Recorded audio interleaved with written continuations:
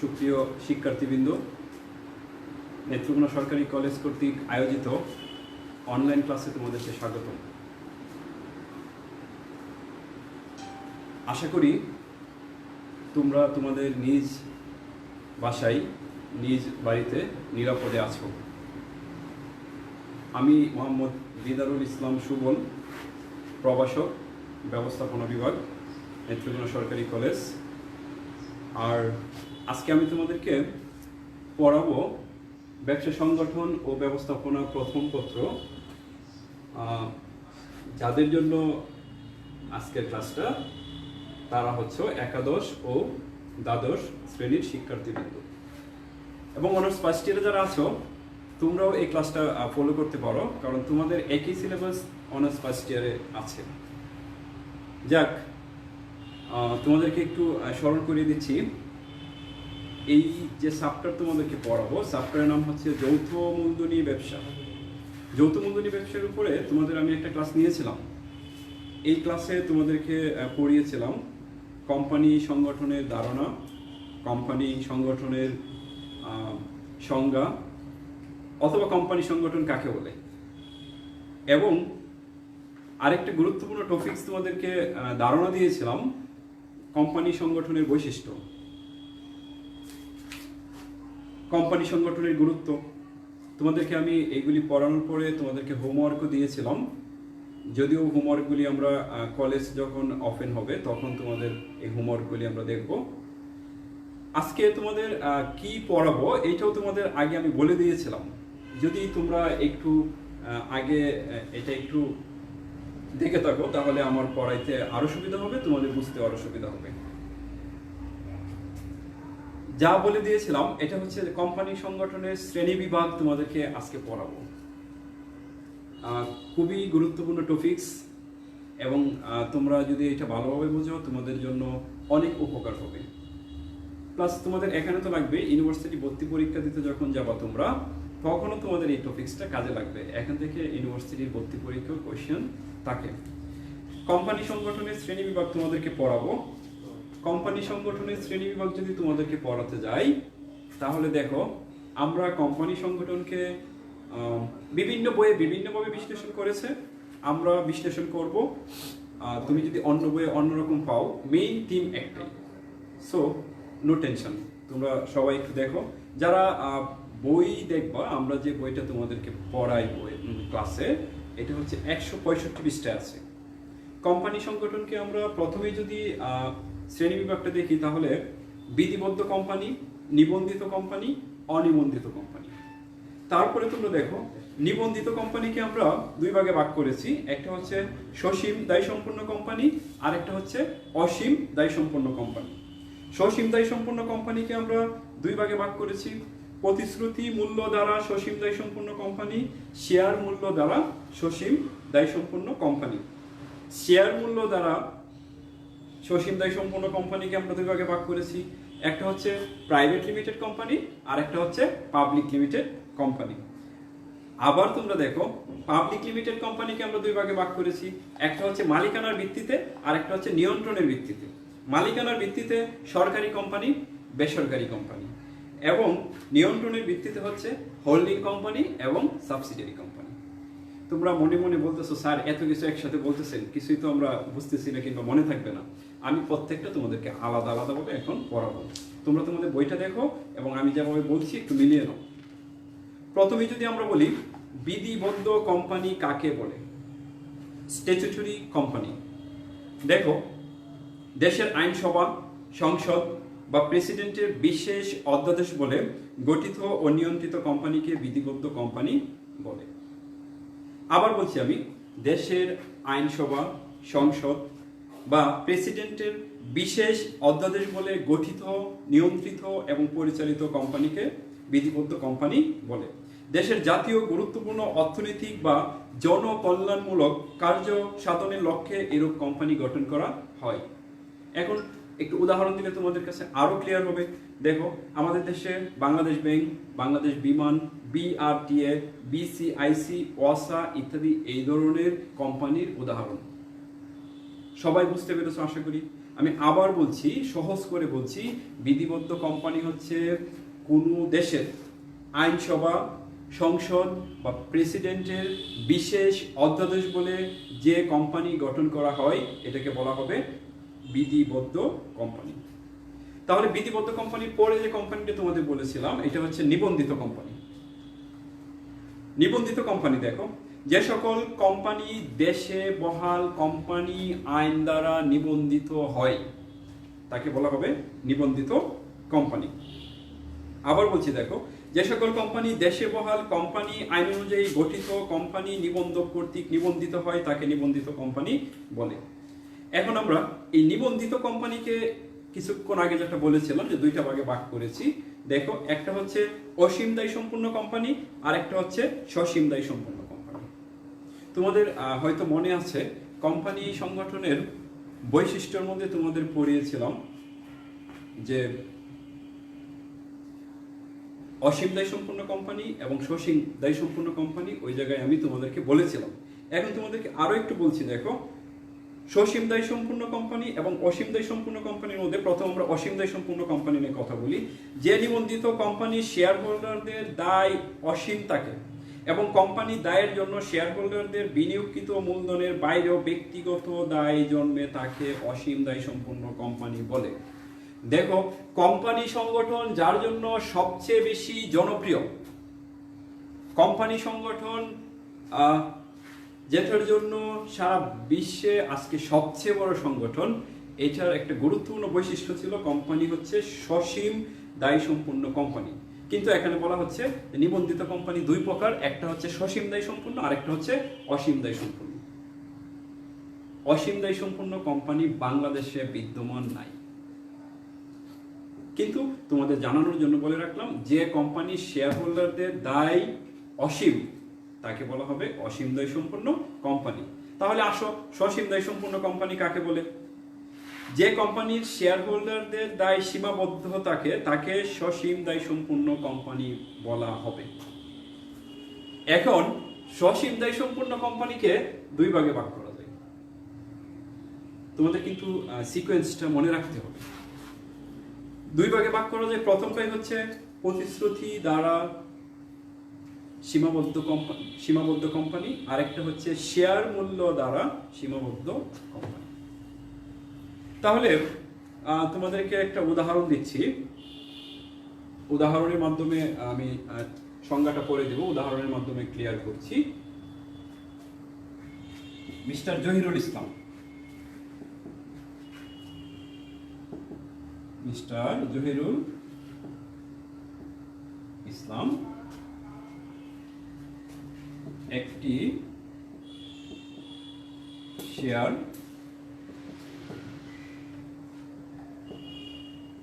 করেছে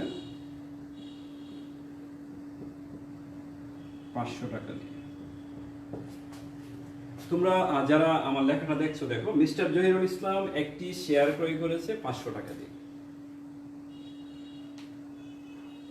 কিন্তু মিস্টার জহিরুল ইসলাম কোম্পানিকে বলল,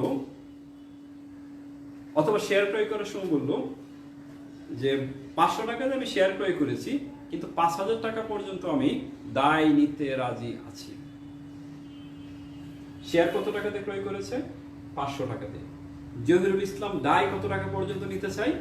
5000 টাকা পর্যন্ত।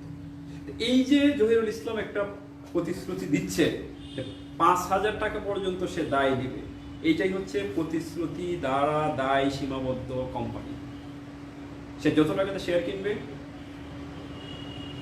এর চেয়ে বেশি সে প্রতিশ্রুতি দিচ্ছে। এখন তোমরা বলতে পারো স্যার এর চেয়ে কমও তো হইতে পারে। হ্যাঁ, সে যদি প্রতিশ্রুতি ওইভাবে দেয় তাহলে ওইটা ওইভাবেই হইতে পারে।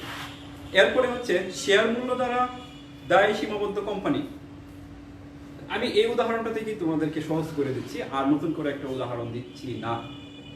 এখানে আমি কি বলেছিলাম? মিস্টার জহিরুল ইসলাম একটি শেয়ার ক্রয় করেছে কত টাকা দিয়ে? 500 টাকা দিয়ে। এই যে 500 টাকা দিয়ে জহিরুল শেয়ার ক্রয় করেছে, এই 500 টাকা পর্যন্তই যে তার দায়, এটাকে বলা হবে শেয়ার মূল্য দ্বারা দায় সীমাবদ্ধ কোম্পানি। আশা করি সবাই বুঝতে পেরেছো। তোমাদের হোমওয়ার্কের জন্য এরকম 5টা উদাহরণ আমার জন্য তৈরি করে রাখবা। যখন কলেজ খোলা হবে, দেশের অবস্থা ভালো হবে, তখন এই উদাহরণগুলি আমাকে দেখাবা।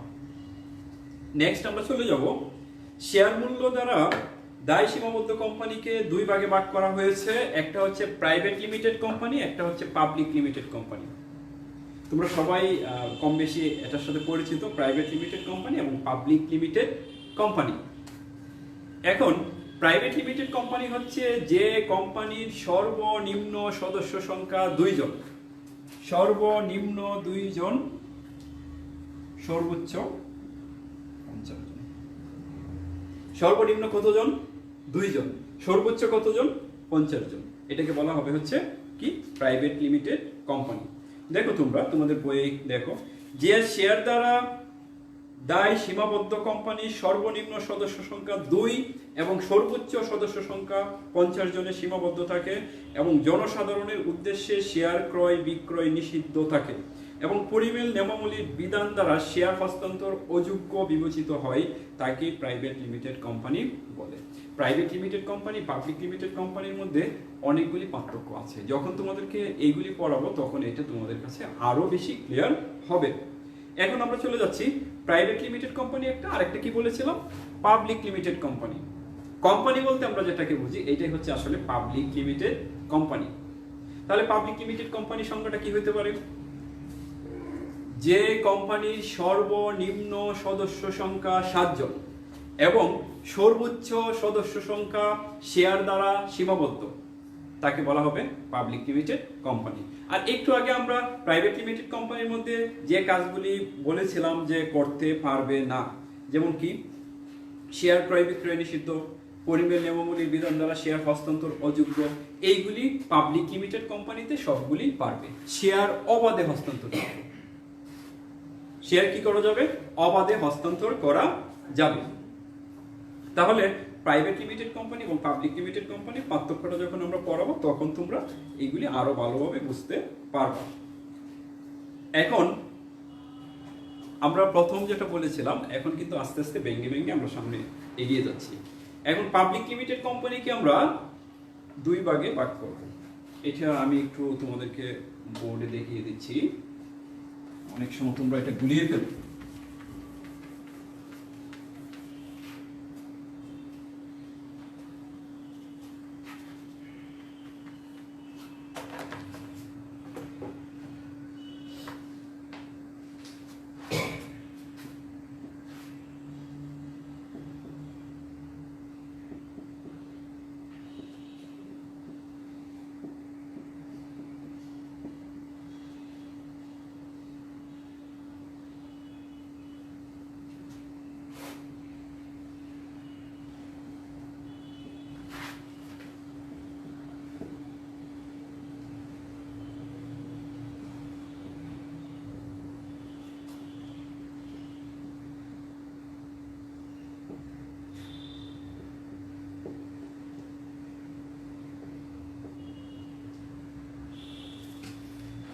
তাহলে পাবলিক লিমিটেড কোম্পানিকে আমরা 2টা ভাগে ভাগ করেছি, তোমরা দেখো খুব ইম্পর্টেন্ট।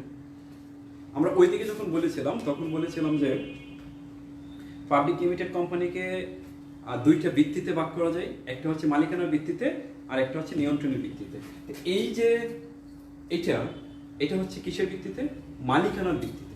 নিয়ন্ত্রণের ভিত্তিতে আমরা একটু পরে দেখাচ্ছি। তো মালিকানার ভিত্তিতে আমরা পাবলিক লিমিটেড কোম্পানিকে 2 ভাগে ভাগ করলাম, একটা হচ্ছে সরকারি কোম্পানি আর একটা হচ্ছে বেসরকারি কোম্পানি।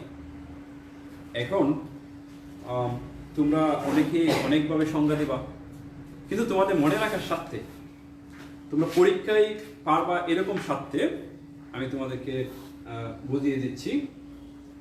আচ্ছা, কোম্পানির মালিক যারা, তাদেরকে কি বলা হয়? তাদেরকে বলা হয় শেয়ার হোল্ডার। কি বলা হয় বলো তোমরা? তাদেরকে বলা হয় শেয়ার হোল্ডার। এই শেয়ার হোল্ডাররা কিভাবে মালিক হয়? কোম্পানির শেয়ার হোল্ডাররা কিভাবে মালিক হয়? শেয়ার ক্রয় করার মাধ্যমে। কোম্পানির শেয়ার হোল্ডাররা যদি শেয়ার ক্রয় করার মাধ্যমে মালিক হয়, তাহলে তোমরা এখানে সংজ্ঞাটা জেনে রাখো।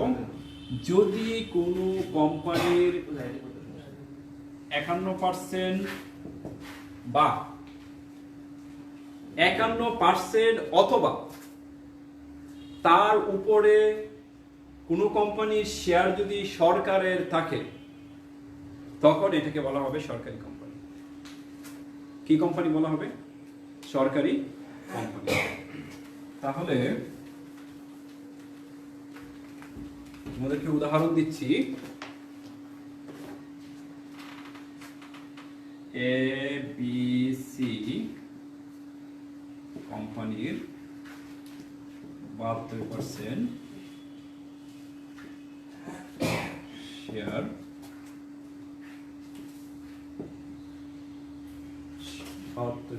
শেয়ার সরকারের এবং বাকি 28% শেয়ার সাধারণ জনগণের। দেখো, এবিসি কোম্পানির 72% শেয়ার সরকারের এবং বাকি 28% শেয়ার হচ্ছে সাধারণ জনগণের। 72 আর 28 100%। এখন তোমরা আমাকে বলো, এটা কি সরকারি কোম্পানি নাকি বেসরকারি কোম্পানি? আশা করি তোমরা সবাই আনসার করছো, কারণ এটা হচ্ছে সরকারি কোম্পানি। আমি বলেছিলাম যে 51% অথবা তার চেয়ে উপরে যদি কোনো কোম্পানির শেয়ার সরকারের থাকে তখন এটাকে বলা হবে সরকারি কোম্পানি। এখন আমি এখানে লাগিয়ে দিলাম, একটু চেঞ্জ করে দিচ্ছি। দেখো, 25% শেয়ার সরকারের এবং 75% শেয়ার হচ্ছে সাধারণ জনগণের। তাহলে এটা কোন ধরনের কোম্পানি হবে? তাহলে এটা হবে বেসরকারি কোম্পানি, কারণ এখানে 51% উপরে শেয়ার হচ্ছে জনগণের। আশা করি তোমরা সবাই বুঝতে পেরেছো। তাহলে সরকারি কোম্পানি, বেসরকারি কোম্পানি আমরা বুঝতে সক্ষম হয়েছি। এখন দেখো, আরেকটা বলেছিলাম যে পাবলিক লিমিটেড কোম্পানিকে নিয়ন্ত্রণের ভিত্তিতে 2 ভাগে ভাগ করা যায়। ওইটাও তোমাদের মনে রাখতে হবে। মুখস্থ কম করে যদি বুঝে বুঝে তোমরা পড়ো তাহলে তোমরা অনেক বেশি গেইনার হবা। এই যে উদাহরণটা মনে রাখতে, তোমার সরকারি কোম্পানি বেসরকারি কোম্পানি কোনোদিন বলবো না। এখন নিয়ন্ত্রণের ভিত্তিতে কোম্পানিকে যে 2 ভাগে ভাগ করা হয়েছে, একটা হচ্ছে হোল্ডিং কোম্পানি, একটা হচ্ছে সাবসিডিয়ারি কোম্পানি। একটা হোল্ডিং আর একটা সাবসিডিয়ারি। এখন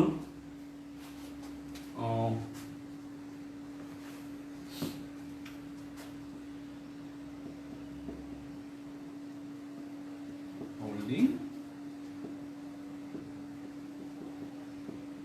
কোম্পানি এবং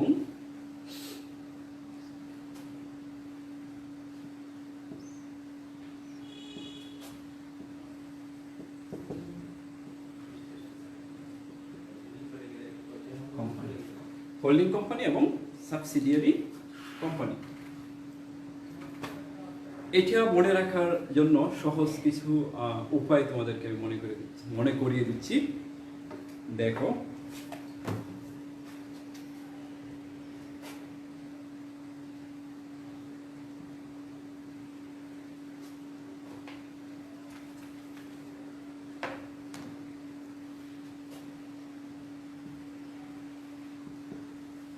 এটা আমি তোমাদেরকে লিখতে গেলে অনেক সময় লেগে যাবে, আমি তোমাদেরকে বুঝিয়ে দিচ্ছি। হোল্ডিং কোম্পানি এবং সাবসিডিয়ারি কোম্পানি। এখন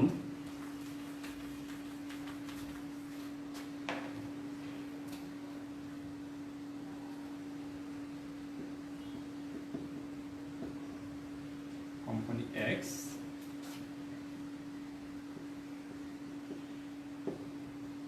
কোম্পানি ওয়াই।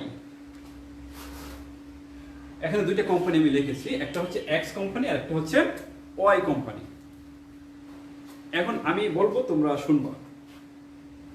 এক্স কোম্পানির শেয়ারের সংখ্যা বেশি, ওয়াই কোম্পানির শেয়ারের সংখ্যা কম, এক্স কোম্পানির ভোটদান ক্ষমতা বেশি, ওয়াই কোম্পানির ভোটদান ক্ষমতা কম, এক্স কোম্পানি পরিচালনায় অংশগ্রহণ করবে বেশি, ওয়াই কোম্পানি পরিচালনায় অংশগ্রহণ করবে কম।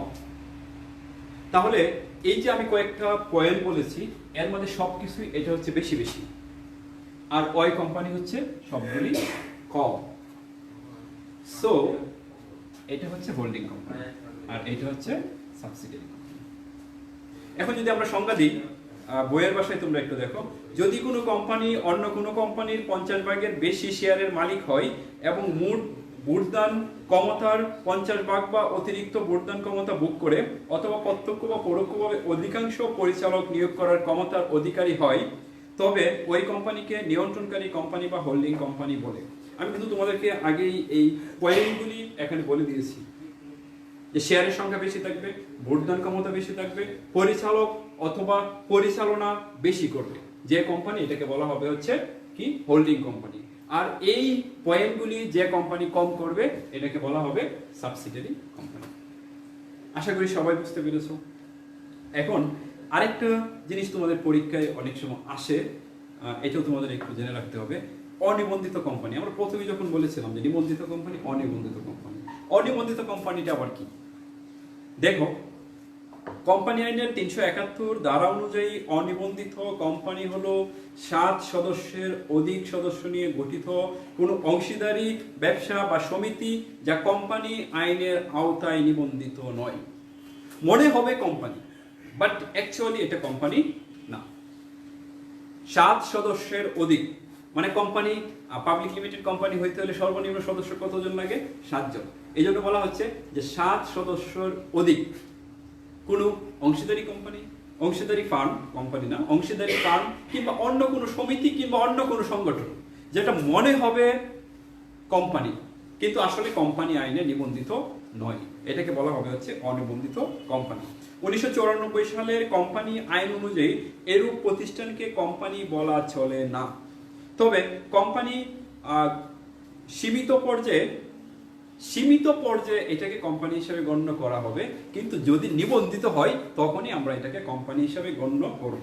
আমাদের দেশে কার্যত এরকম কোনো কোম্পানির অস্তিত্ব নেই, বাংলাদেশে এরকম কোম্পানির অস্তিত্ব নেই। অনাঙ্কিত মূল্যের শেয়ার, এটাও কিন্তু বাংলাদেশে অস্তিত্ব নেই। তাহলে দেখো, আমরা এতক্ষণ যা পড়লাম কোম্পানির শ্রেণী বিভাগ। কোম্পানির শ্রেণী বিভাগ আমি প্রথম তোমাদেরকে ওভারভিউ বলেছিলাম, এট এ গ্লান্স। এখন আমি বিস্তারিত বলেছি, তোমরা আশা করি সবাই বুঝতে পেরেছো।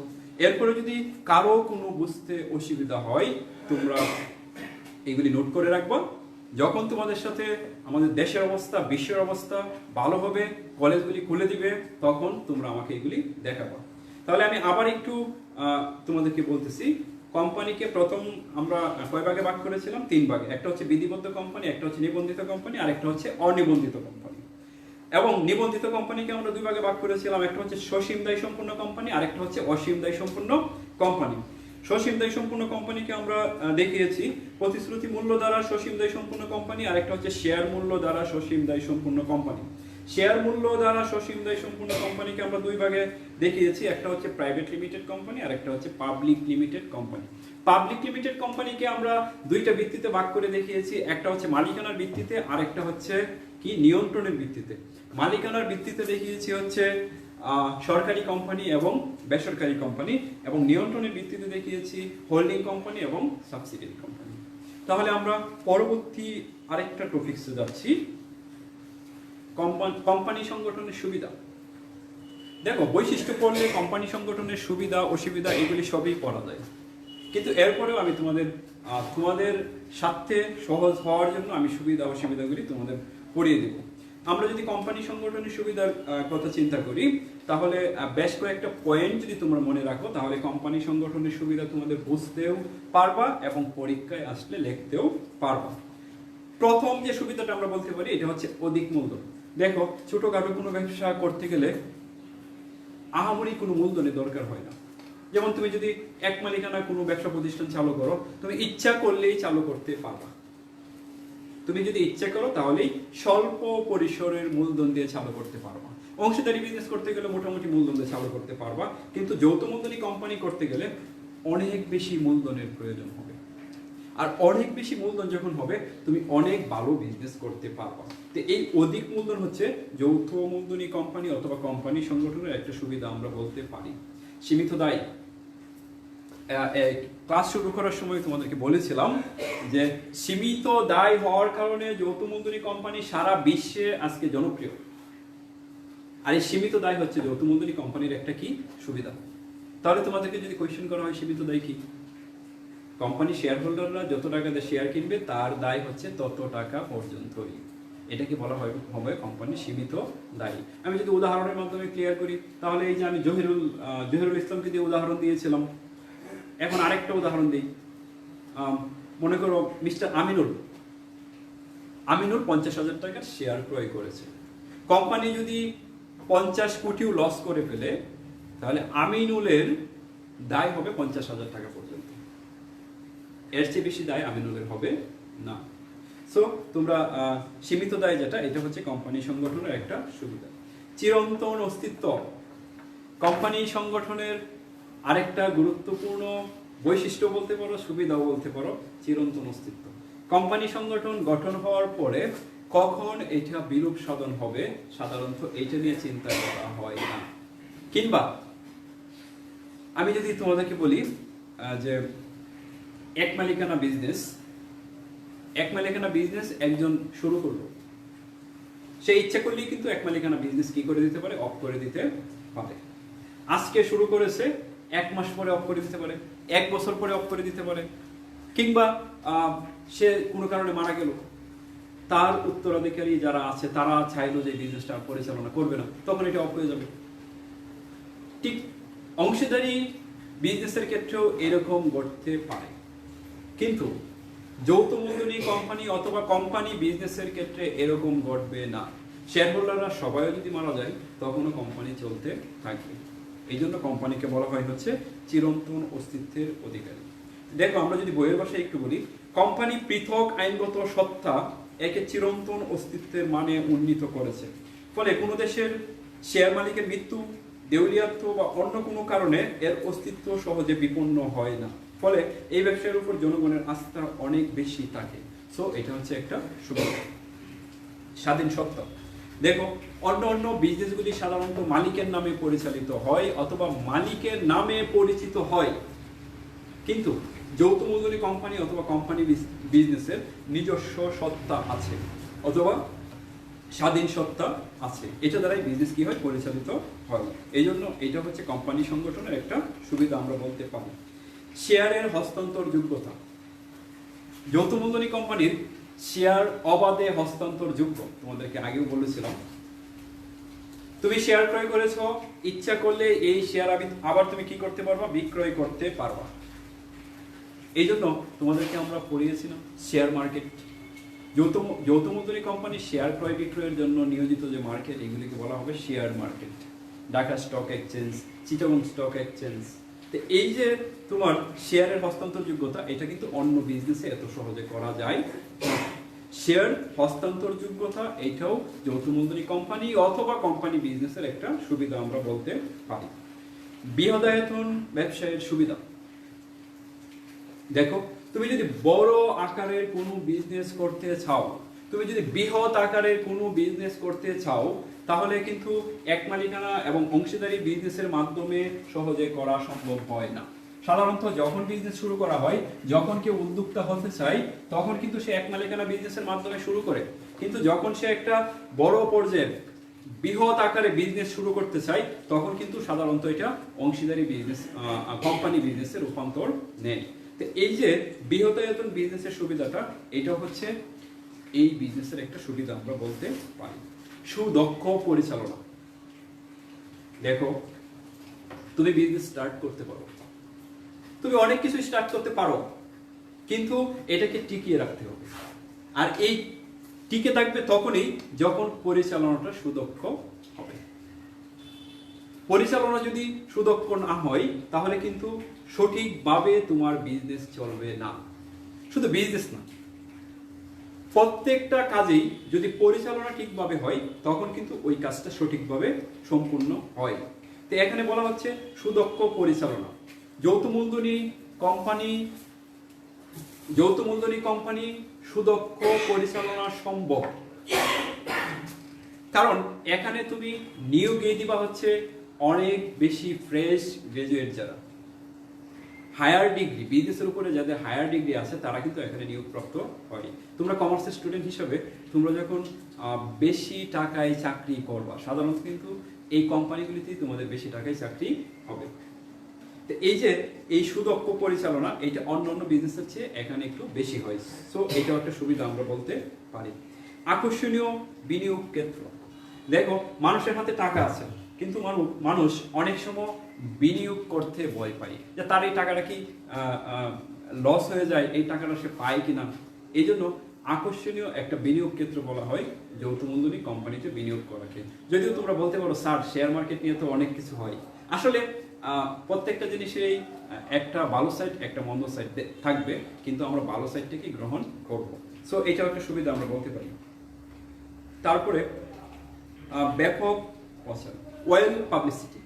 দেখো, যৌথ মূলধনী কোম্পানির পাবলিসিটি যেভাবে করা হয় অন্য কোনো বিজনেসের পাবলিসিটি কিন্তু এত করা যায় না। বাংলাদেশের টেলিভিশন চ্যানেলগুলি যখন তোমরা ওপেন করবে তখন দেখবে বিজ্ঞাপন দেওয়া হয়, অনেক বেশি বিজ্ঞাপন দেওয়া হয়। আর এই বিজ্ঞাপনগুলি কিন্তু অনেক বেশি কস্টলি, অনেক বেশি খরচ হয়।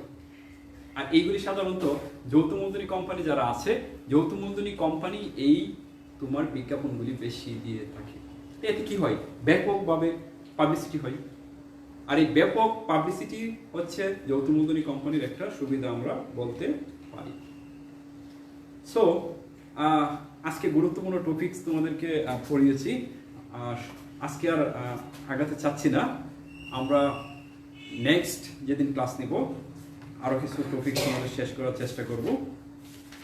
তোমরা যৌথ মূলধনী কোম্পানির যে প্রকারভেদ পড়িয়েছি এইটা তোমরা আমাকে চক আকারে যখন কলেজ খোলা হবে তখন আমাকে দেখাবা, এটাই তোমাদের হোমওয়ার্ক।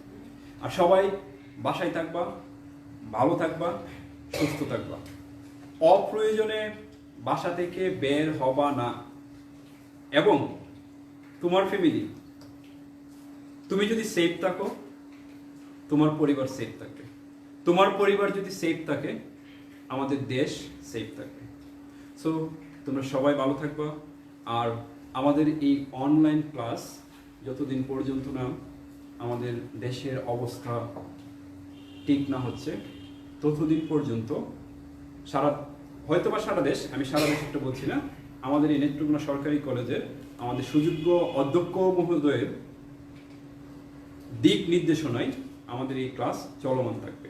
আর তোমরা এই ক্লাসগুলি ভালোভাবে ফলো করার চেষ্টা করবো, কারণ তুমি যদি চেষ্টা না করো, আরেকজন চেষ্টা করে, আরেকজন কিন্তু এগিয়ে যাবে, কিন্তু তুমি পিছিয়ে থাকবা।